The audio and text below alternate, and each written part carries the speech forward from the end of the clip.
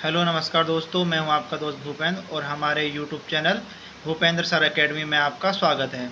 तो आज हम आपके लिए वर्ग 1 से संबंधित बड़ी न्यूज़ लेके आए हैं कि आपकी जो तीसरी काउंसलिंग होना है उस संबंध में हमने कहा कि बहुत से अभ्यर्थी हैं उनको क्योंकि उनके लगातार इस संबंध में ही कमेंट आ रहे थे कि तीसरी काउंसलिंग के संबंध में हमें जानकारी दीजिए, तीसरी काउंसलिंग के संबंध में हमें जानकारी दीजिए। तो हमने कहा कि इस पर एक संयुक्त रूप से सभी अभ्यर्थियों को जानकारी प्राप्त हो जाएगी, क्योंकि एक एक अभ्यर्थी को कमेंट की जानकारी देना संभव नहीं हो पाता कभी कभी। तो इसलिए हमने कहा तीसरी काउंसलिंग से संबंधित वर्ग 1 के लिए तो आपके लिए एक बड़ी न्यूज़ निकल कर आई है, जिसमें हम आपको पहले थोड़ा सा बता देते हैं।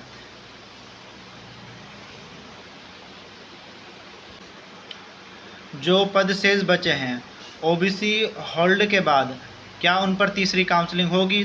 तो लगभग हमने देखा कि सभी अभ्यर्थियों के इसी संबंध में ही कमेंट थे, तो हमने कहा इस पर जानकारी आपको बता देते हैं। यहाँ पर आप देख भी रहे होंगे, यहाँ नीचे आपको थोड़ा सा बता देते हैं। 8,000 पदों पे यहाँ पे आप देख सकते हैं। एक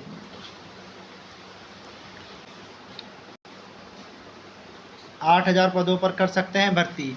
तो यहाँ पर आपको बता देते हैं कि वर्ग 1 और 2 इनके 8,000 लगभग पद बचे हैं, और उन पर जो विभाग की तरफ से ऑफिशियल तो कुछ आया नहीं है, लेकिन जो हम आपको बता देते हैं कि 21 और 22 में जो इनकी काउंसलिंग हुई थी उसके बाद जो पद थे उस पर इन्होंने उस समय ही शुरुआती समय में ही हाई कोर्ट में याचिका लगा दी थी।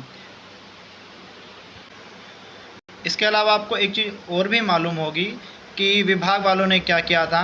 डीपीआई और जनजातीय कार्य विभाग, इन दोनों में एक ही अभ्यर्थी को डबल डबल पद दे दिया है, जहाँ से एक ही जगह पर उन्होंने ज्वाइनिंग की, बाकी पद रिक्त रह गए। तो अभ्यर्थियों ने जब ये जो रिक्त पद बचे हैं उसके लिए उन्होंने से पूछा डीपीआई वगैरह से कि क्या आप इसके लिए तीसरी काउंसलिंग करवाएंगे, तो उन्होंने इसके संबंध में कोई उन्हें जवाब सही नहीं दिया और अभ्यर्थियों ने इस पर याचिका दायर कर दी।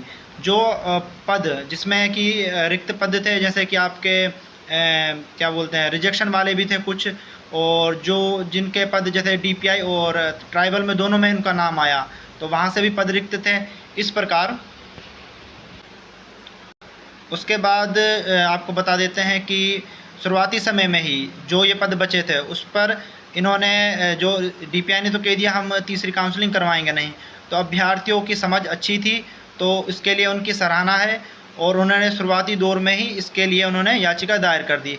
हालांकि कोर्ट के जो अभी तक इस पर कोई फ़ैसला नहीं आया है, तो कोर्ट को लेकिन जल्दी इस पर फैसला देना चाहिए। उन्होंने कोर्ट का भी इस पर कोई भी फैसला नहीं आया है, और जब तक कोर्ट का फैसला नहीं आएगा तो हमें नहीं लगता है कि डीपीआई जनजातीय कार्य विभाग इस पर कोई भी कार्य करेगा, क्योंकि उन्होंने शुरू से ही स्पष्ट कर दिया है कि 8,000 पदों पर कोई वो काउंसलिंग तो करवाने से रहा। अब बस एक ही रहा है कि जब तक हाई कोर्ट नहीं बोलता, और हाई कोर्ट भी और बलिवान आकर इस भर्ती में कोई पद नहीं बचे, जबकि जो आरटीआई लगाकर जानकारी निकाली गई उसमें पद है रिक्त शेष हैं। अब हाई कोर्ट अगर निर्णय ही नहीं देता तो फिर तीसरी काउंसलिंग में डीपीआई इन पदों को क्यों शामिल करेगा? 100 में 80% चांस अगर हाई कोर्ट प्रेशर देगा तो ही तीसरी काउंसलिंग में इन पदों को सम्मिलित किया जाएगा, अन्यथा इन पदों पर ऑफिशियल जानकारी कौन लिया जी? 8,000 पद दी। हाँ, बाढ़ आरटीआई लाते निकलाते भी दूंगे कोर्ट आते।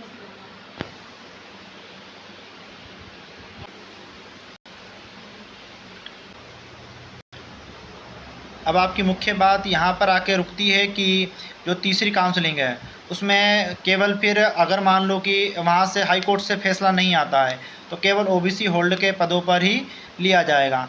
अगर हाई कोर्ट इस पर फैसला दे देता है तो फिर आपकी संयुक्त रूप से पूरी भर्ती पर ही जो जितने पद खाली हैं उन पर ही तीसरी काउंसलिंग की जाएगी।